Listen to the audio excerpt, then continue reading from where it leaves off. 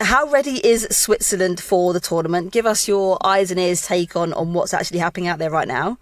Yeah, I think they've been ready pretty much since before they were announced as hosts. You know, it was such an importance placed on this tournament coming to Switzerland. They don't get a lot of these major events. They had Euro 2008 on the men's side, which they shared with Austria. They had the Europa League final in 2016, but this time the spotlight's firmly on Switzerland. There's stadiums there that wouldn't necessarily get to host any of these big events that weren't built in 2008. And yeah, so there's just a lot of excitement in that regard. It's going to cross the whole country and everybody can get involved.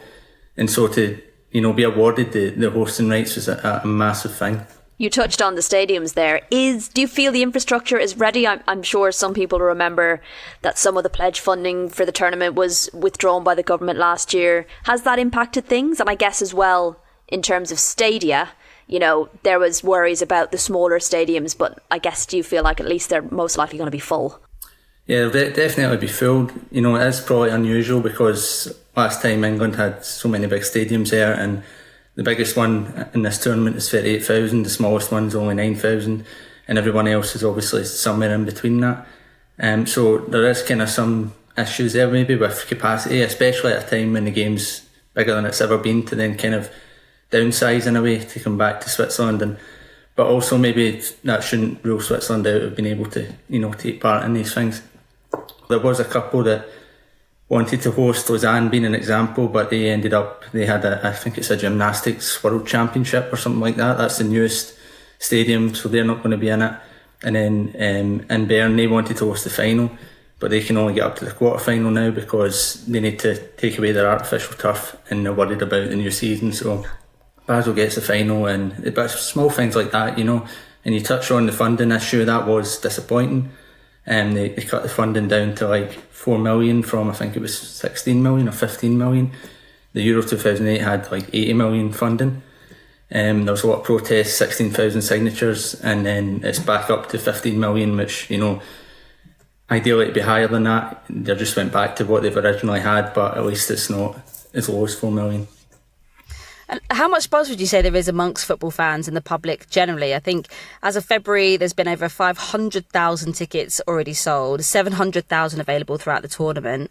I remember sort of a couple of months ago, we did sort of a bit of audience research to see who would actually be going out there. And we were finding that roughly it was a bit of a 50-50 split because obviously you've got, you know, the tournament being expensive. You don't know how far the Lionesses are going to get. You don't know what the excitement's like on the ground or how you know, how much you're going to have to pay to be out there for either the first week or going into the third week. But yeah, how much buzz is there amongst sort of fans on the ground and people that you've spoken to who might be coming over as well?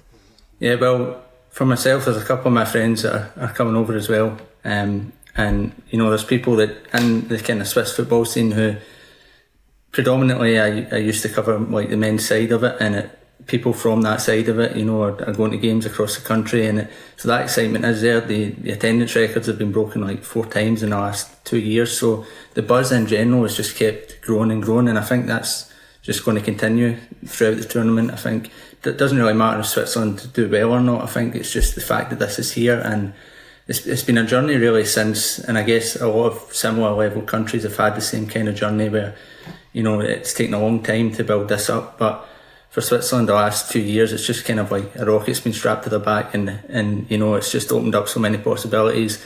We've got to talk about the Switzerland squad, how they're going to reveal the Switzerland squad, which is going to be a very unique way later in the week, and that feels like a really clever way of getting people invested. Can you tell our listeners how they're planning to reveal the Switzerland squad? So from the 20th of June until the 23rd, they're having like a scavenger hunt across the country. Basically the fans of the team will be able to find out the players. You know, there's going to be clues, and then they'll obviously find out and reveal a player name in the squad. And it was quite a surprise because we were always told it's 23rd of June was going to be the announcement, and then there was some teasers just a few days ago, and it was almost like they were going to reveal it on that day.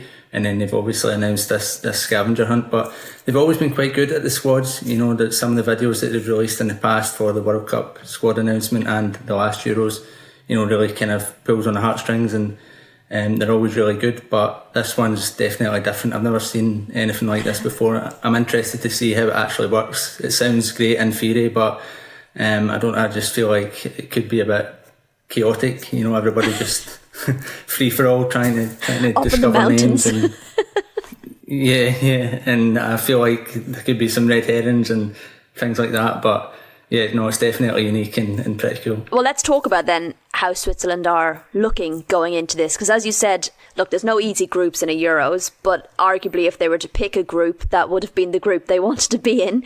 I'm right in thinking Norway, Iceland and Finland, right? All the flags with the pluses in the middle, which is quite nice. But yeah, how are they looking going into this? Because their last two tournaments have been tough. Group stage exit in 2022. How do you feel they might do? Can they get out of this group? They can definitely get out of the group. This is a group, like I say, that there's nothing really to fear there. Similar level teams, maybe Norway's a little bit above them, Iceland maybe as well, but they can certainly compete with them. But it's been kind of unusual because obviously the Nations League just passed. They had Norway and Iceland in that group. And in some ways you were kind of excited to see if they could compete against these teams and kind of give a preview to the tournament. But then they really underperformed against those teams, didn't win any of those games. And that kind of put a dampener on things because you want to see some kind of evidence that they're going to go and do it in the tournament. And they might still do that, in a much more competitive setting at least.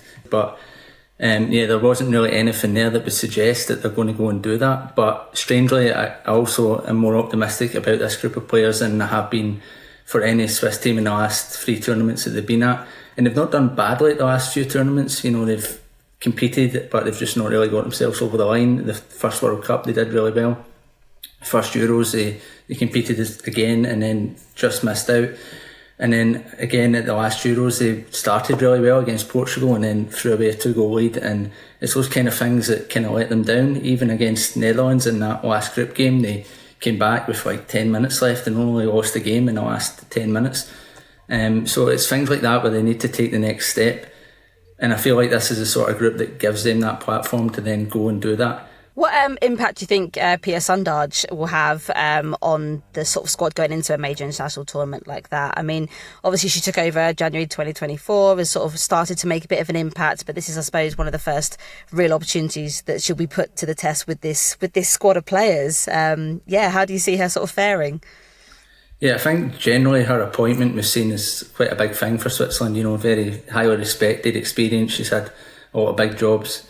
And to get someone of her calibre was quite an impressive thing. I think it kind of summed it up from her point of view as well. She, not long into the job, she went to a second division team to watch the women's team play. And the stadium's like a really small, typical second division stadium. There's not high capacity, and she basically said to the media afterwards that she expected a lot more. She expected there to be proper stands and things like this. So I don't really know if she knew what she was getting into. But yeah, like she's been good so far. They've had some good results. They beat France, they drew with Australia, they played England at the tail end of last year and only lost 1-0. Played really well in that game. But then on the flip side, they've had a lot of kind of heavy defeats as well. And I mentioned those games against Iceland and Norway where things just didn't click. And then, of course, those heavy defeats against Germany and teams like that. So there has been pros and cons so far, but also I don't think you really look at the team and look at the coach and think of anybody else right away that could come in and do any better or change the team drastically. So I still think she's a good fit so far, but this tournament really will be a good test of where the team stands and what she brings to the team. I'm convinced that teams that face each other in the Nations League, that will face each other in the Euros, are just luring them into a false sense of security. It doesn't matter if they don't win loads of stuff in the Nations League, because who really cares? And then, come the Euros and the home squad, maybe it'll be a different story. How much will Ramona Bachmann's ACL injury impact things? There's every major tournament, there's always a key player or two or more that ends up with the dreaded ACL injury.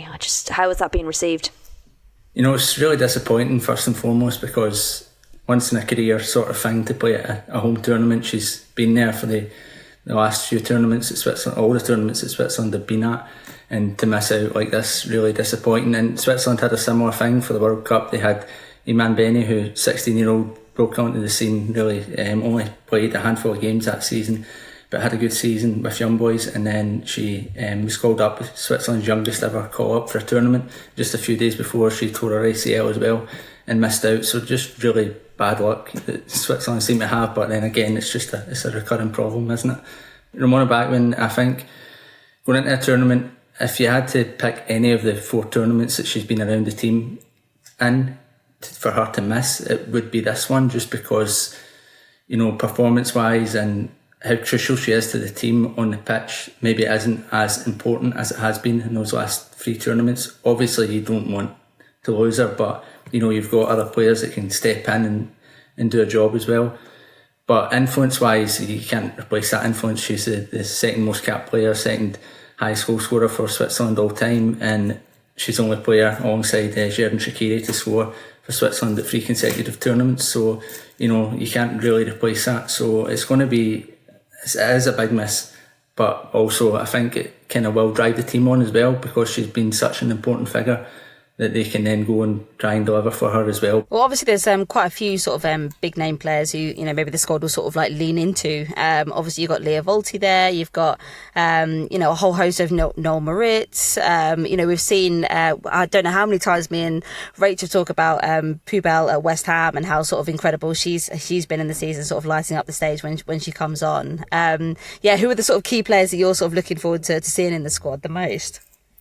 Yeah, so those ones you mentioned as well, and then Geraldine Reuter, who's kind of goes under the radar quite a lot, but she's always been very important for the team. And you touch on that experience across the squad. There's so many. We've just had Champions League winner as well, another Champions League winner added to the squad, and then also the player that I keep kind of going on about for the last year or so is Sydney Schertenleib, who joined Barcelona last summer. I think she was only 16, 17 when she joined, but it was totally kind of unheard of for a player to come from the Swiss League to then join probably the best club team in the world. That was a massive thing for the game as well. You couldn't really predict that even a few years ago. It's like important to remember that the league only got major sponsorship in 2020. It's still been growing, and it's not by any means a really high quality league. So for her to get that move was massive. She's already kind of stamped her way into the team. She's scored her first goal and she's already so important to that team. So she's the one that I really think will have a breakthrough tournament there. And of course there's other ones throughout that squad. You've got Anna Maria Gorgovic. You're testing my pronunciation now, but she's obviously the highest scorer and highest cap player as well. So there's a lot of good players in this team that can really deliver, especially on the attacking front. I think the only real issue going into the tournament, defensively, Switzerland aren't the best, but they've got a kind of a decent defence there. But I think the only major issue that you don't really have any clarity on is the goalkeeping situation as well. I have to ask you the big question now. How far will Switzerland go in this tournament? Yeah, I think they'll get out of the group, and I don't know exactly who they can face, but I've heard they can play Spain, which for my liking, they've played Spain too many times over the last few years. We all have. They played them, yeah. Whatever happens after that happens, as long as they don't really disgrace themselves and get beat like 12-0, then I think we'll be alright, but I might have jinxed that now. We'll definitely hold you to that. We'll have you on after the pod to see if that prediction came true.